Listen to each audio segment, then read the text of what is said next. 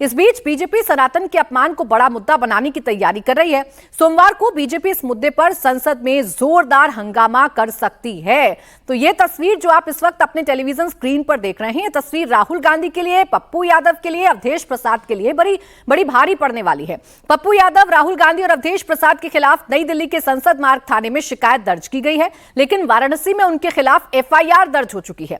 Varanasi police ने FIR में 4 धाराएं लगाई हैं।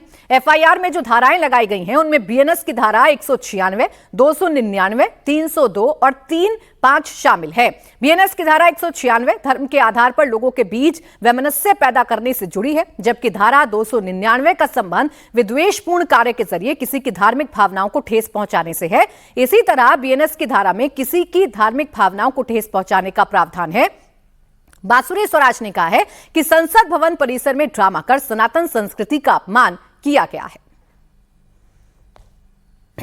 सांसद पप्पू यादव जी, अवधेश प्रसाद जी और नेता प्रतिपक्ष राहुल गांधी जी ने जो स्वांग रचा है संसद के परिसर में, वो विरोध नहीं है, वो प्रोटेस्ट नहीं है, वो सनातन संस्कृति का उपहास है, वो संत समाज का परिहास है और वो भारत की परंपराओं पर अट्टहास है।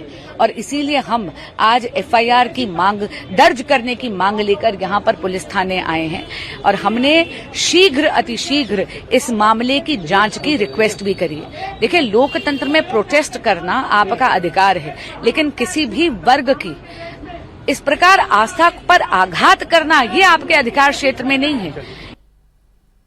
शुक्रवार को संसद की कार्यवाही शुरू होने से पहले विपक्षी सांसदों ने चढ़ावा चोरी का विरोध किया था।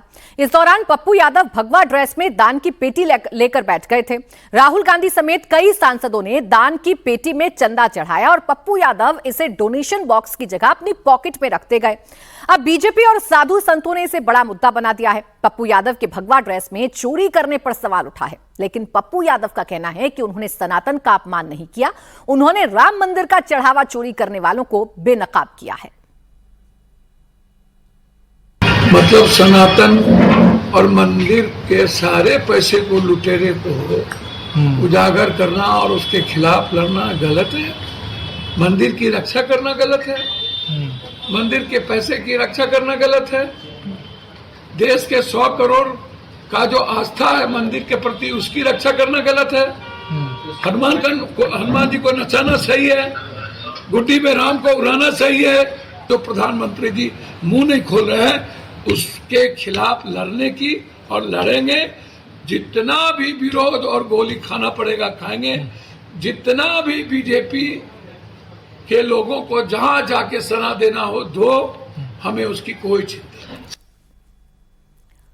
वहीं अयोध्या से समाजवादी पार्टी के सांसद अवधेश प्रसाद ने कहा कि अयोध्या में करोड़ों लोगों की धार्मिक भावनाओं के साथ डकैती हुई है। अब इसका खुलासा होने पर बीजेपी बौखलाई हुई है, इसीलिए विपक्षी नेताओं के खिलाफ एफआईआर दर्ज करवाई जा रही है। 2 महीना हो रहा है, लेकिन ये सरकार इनको बचा रही है। कितना भी सरकार बचावे, लेकिन बच नहीं पाएंगे। तुलसीदास जी ने लिखा है, जब जब होए धर्म की हानि, बाढ़े असुर अधम अभिमानी। तब तब कोई न कोई शक्ति का उदय होता है और ऐसे लोगों को सर्वनाश करता है। तो यहाँ तो प्रभु श्री राम खुद विद्यमान है, शक्ति है। और यदा यदा ही धर्मस्य ग्लानिर्भवत् भारत, जब जब धर्म की हानि होती है तब तब कोई न कोई शक्ति का अवतार होता है। तो ये तो धर्म की हानि हुई है, धर्म की हानि हुई। और धर्म की हानि करने वाले कौन लोग हैं? ये बीजेपी के लोग हैं, या आरएसएस के लोग हैं।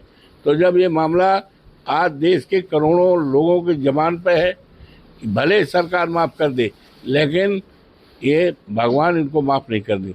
इसलिए इनके ऊपर छटपटाहट है, छटपटाहट है, इसका कोई मतलब नहीं।